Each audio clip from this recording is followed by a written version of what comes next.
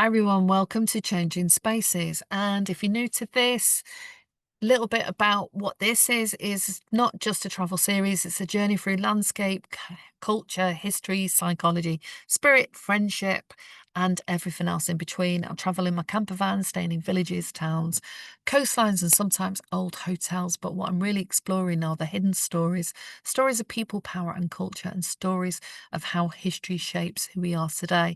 And along the way, I'm reflecting on my own path, my own roots, the mix of cultures I grew up with, and a deeper search for belonging and meaning. And as we wander together through abbeys, museums, coastlines, and conversations, I invite you to listen to the echoes of what they reveal about the past and awakening us now. So, if you haven't listened to any of the other episodes, it might help because I'm actually recording each phase of the journey. And today I'm going to be looking at a little bit deeper into identity, religion, and inheritance. So, the road isn't just about going places, getting somewhere, arriving at a destination. This is also about me retracing and reconciling my own inheritance, religion, identity, family, class, culture, and race, and feeling how all these fragments have shaped me. And that's why the abbeys, the histories, and the hidden stories resonate so strongly. They all elicit something within me, and many of us who go on a journey or a quest to explore. So, this episode is finding myself in the spaces between. So I grew up between two worlds, many worlds actually. My mum was born on the Isle of Bute, raised Catholic in Scotland, where priests came to the doors of the poor. She learned early that faith could be a source of care or a source of power. By the time she had me in Manchester, she'd renounced organised religion but not spirituality. She still believed in someone was looking out for her and had a sense for spirits and unseen things. Our home was filled with those kind of messages, not hymns or catechisms, but quiet belief in something higher, someone watching. The one church she liked was the Salvation Army because they didn't knock at the doors of the poor, they helped them, and that is what she respected. So I was raised with no church but a lot of undercurrents. School assemblies taught me hymns and the Lord's Prayer every morning. But at home, there was silence about God. Identity was confusing. My mum was Scottish. I was born in Manchester. My brother's dad was Dutch. My own father, Irish Italian. And my surname, Bosman, is Dutch from my mum's first husband. We confused the locals. My mum was a single parent, the first one to move into the area, and I had dark hair and brown eyes and stood next to my brother who had blonde hair and blue eyes. So many people asked questions and we didn't have neat answers. Plus, we were kind of sworn to secrecy because it was hard for women back then. I was born in the 60s. My brothers were born in the 50s and she was a single parent. It was not easy at all. So there was somewhere inside of me, a seed of searching began, searching for where I belonged, for who I was. And that searching took me to my master's degree, writing about race, culture, and difference. And that was formed because in my 20s, I got married and I married a British Asian, and we had what nationally people call mixed race children, children of different heritage backgrounds, race, cultures. I'm using all of this language because it will mean something different to different people in different parts of the UK and beyond. So please don't get caught up in the language that I'm using. This is the language I've had access to and the language that we were using at these different decades of my life. But after doing my therapy training and starting to look at psychology, therapy, transcultural and cross-cultural counselling, I then decided to look a lot deeper in my master's degree and explore race, culture, and difference. But more importantly, where did these ideas come from? Where did we get the ideas about race and the categories and who fit in what and why? And what was the purpose to all of this? So I dug a lot deeper than I ever had. So it took me into therapy, spirituality, yoga, psychology, and it took me on the road later on, as it is now, on my camper van. So when I stood in the place like Whitby Abbey or York Minster or or say the Cliffs of Bute, it's not just sightseeing, it's a pilgrimage. It's a reconciliation. It's me standing in the long shadow of histories, Catholic and Protestant. So, as you can hear, that makes me a little bit emotional. um, and asking, what have I inherited? What do I want to keep? And what will I lay down?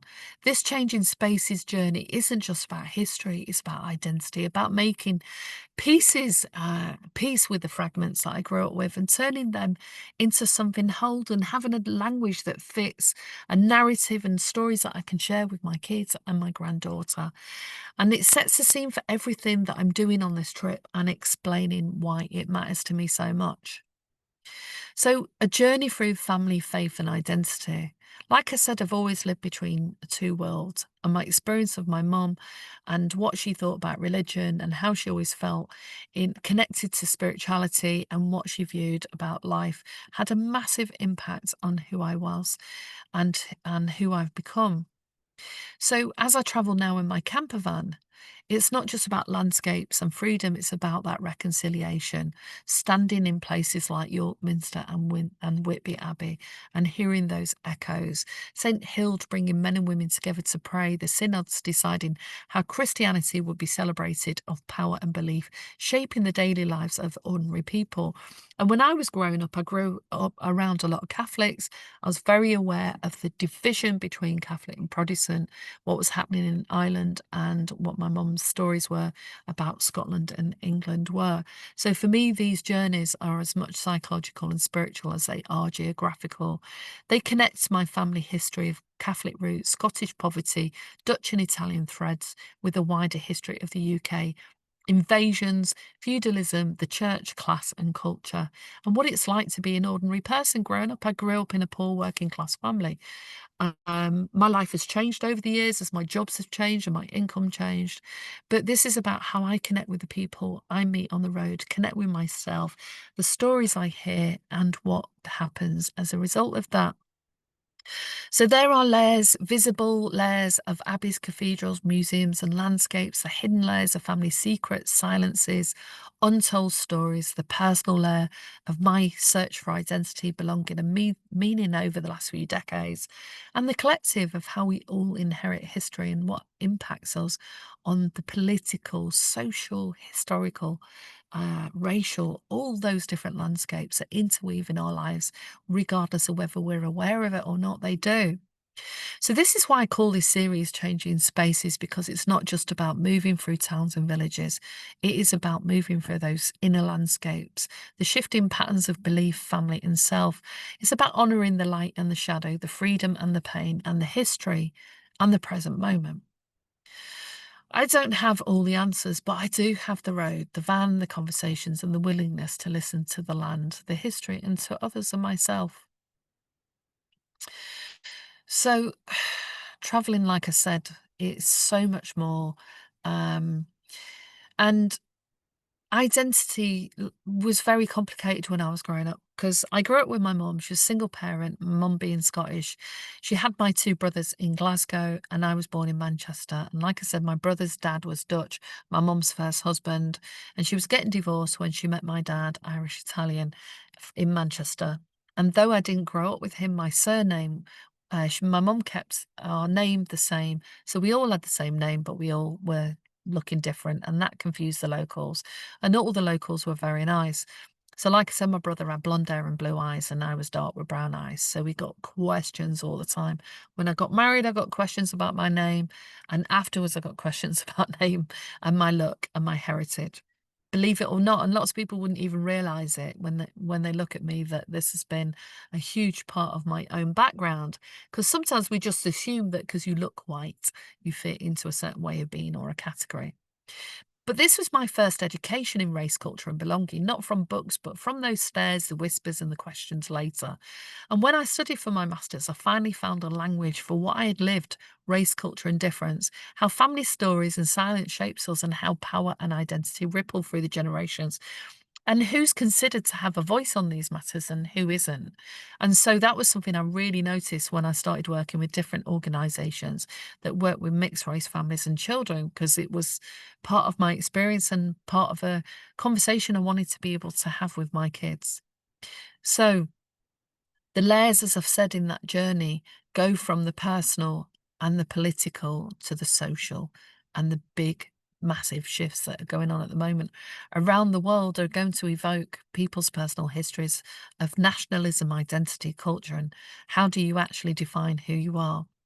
So, join me even more to find out more about what's going on this trip, because each time it unfolds something that even I'm surprised by. So, as I travel in my camper van and reflecting on everything that's going on, make sure you like and subscribe so you can get notified of when I release another video. How many I'm releasing and what I'm going to discover, I've no idea. Today, my van was working and I got to get to the location that I was hoping to get to. So, stay tuned.